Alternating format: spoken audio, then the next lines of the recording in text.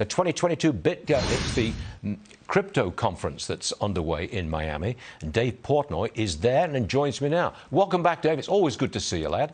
So, good to see you. Have you heard anything that you really like coming out of this conference so far? It's just a big, it's a big parade for Bitcoin. Jack Mallers had a great speech. It's all about the Lightning Network, right? It's all about getting the second, which I didn't even know existed, but all about making Bitcoin fast payments so you can use it everywhere, from a McDonald's to a Walmart to anybody going shopping. Make it quick and you can use it anywhere you go. Peter Thiel stood up and, well, he had some nasty words for Warren Buffett. He called him a sociopath grandpa from Omaha.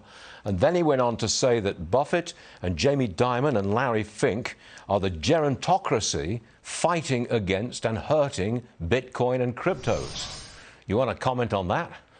Is that a fancy word to say somebody's old? Gerontocracy or whatever that word is? Gerontocracy, yes. It's a play on the word geriatric, I guess. Yeah, that's what I thought. Well, yeah. I mean, listen, my dad is the type of guy who, if he sees an article on the internet, he still likes to fax it to me. So old people probably aren't going to be, the most likely to pick up Bitcoin. But I'll tell you, you go to a conference like this, and it's hard not to be moved. There's, 70, 80,000 people at this thing, and they believe in it. Yeah, they believe in this thing to the death. I mean, they are beating the drum. It's hard not to get caught at the hype. And what I've been saying to you, is I think it's so big now, and there's so much money behind it. It's almost too big to fail, almost too big to go away. So I do believe in it. I don't know if I believe in all the fundamentals. You have a lot of people that talk about this like they're in it for the ideals, and they're like trying to change the world for the better. Everyone's trying to get rich. Everyone's greedy. It's just a way to make money for people. I think that the crypto arena, so to speak, is actually losing some steam. I think it's calming down. The price no longer goes all over the place. It doesn't behave like that. The cryptos are kind of calm, Sort of. I mean, it's at 43,000 now. I rebought it at 36,000. It went up to close to 50. So there are still pretty wild swings. It's all relative. But it still has fair. I mean, that's good, by the way. I don't know that I'd say the steam behind it. It's just becoming more mainstream. And when there's more money and more things to move, it's probably harder to get those wild swings that we used to have. Okay, which cryptos are you putting money into?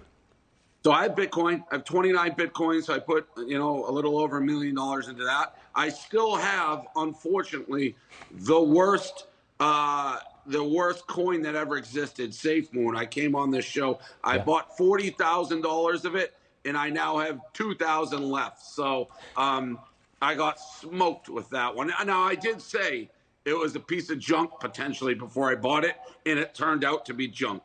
Okay, got it. Now, I want to talk to you about Twitter. Elon he's now the biggest shareholder in Twitter. You've been banned from Twitter, temporarily from Twitter in the past. Do you like this news that Musk is now a big-time investor in Twitter? Do you like this? Yeah, I love it. Listen, I wish I could do what he does. Oh, he was mad about some of the things. A lot of people, including me, didn't understand the algorithm, didn't understand why some people could say some things and some couldn't. I mean, love him or hate him with Trump, how he gets banned and there's other people are still on it, I think there's no rhyme or reason to some of that stuff. I like the underlying philosophy of what he does. If I don't like you, I'll buy you. I wish I could do that with anything. And I do think, for what I'm interested in, which is more free speech and more clarity around the decisions they make, I think he's good for Twitter. That's what we want. We want to open up Twitter to free speech and stop all this censorship. We want that. Look, just in passing, do you think that I think Musk is the outstanding executive in the world today, and his achievements are almost unparalleled.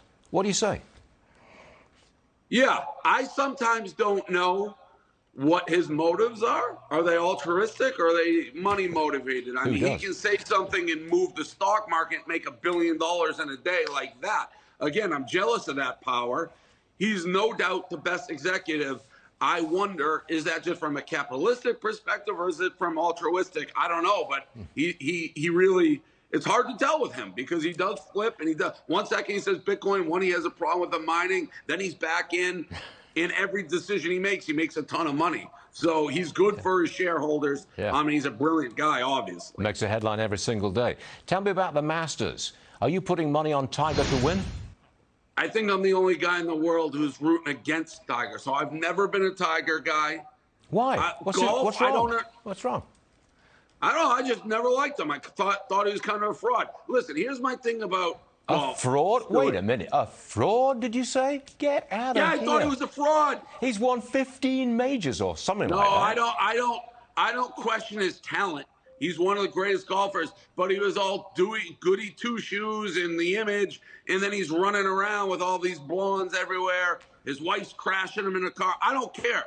I'm no goody two-shoes. Just be who you are all the time and be consistent. So, but I'm not talking about his play in the course. He's one of the best of all time, clearly. The thing about golf, if you root for everybody, you're rooting for nobody. In sports, you're supposed to root for people and against people. The golf people, they sit and they clap for every good shot. Well, who are you rooting for, Stuart? If you want every ball to go in, who are you rooting for? I will be rooting for Tiger because I think golf needs a major star who wins consistently. I'd love to see him come back. I really would. You and the rest of the world will be rooting for him, and I'll be rooting against him, and I'll have all the fun in the world. Sports are built for villains, heroes, to root against people. It's always, listen, there's no doubt it's more fun when he's involved. I hope he at least makes the cut. I mean, that I would like to see. It looks like he's gonna. He's playing really well. It's an amazing accomplishment, and then I hope the wheels fall off and people like you are crying in your soup. Dream on, son. What are the odds on Tiger on your Barstool Sportsbook? What's the odds? I think they're about 500 to 1 to start. I haven't seen them updated because he had a good first round. I think he was -1. So I'm sure they've come way down now. And a lot of people are betting him for sentimental purposes. Sure. They want to root for him. Sure. But listen, if he makes it in contention over the weekend, it'll be one of the biggest sporting events of all time. Absolutely. Everyone will be paying attention. Absolutely. I'd love to see those ratings. Hey, Portnoy, as in Dave, you're all right, sir. And thanks for joining us today. Hope to see you again soon. Good luck, Dave. Take care. You got it.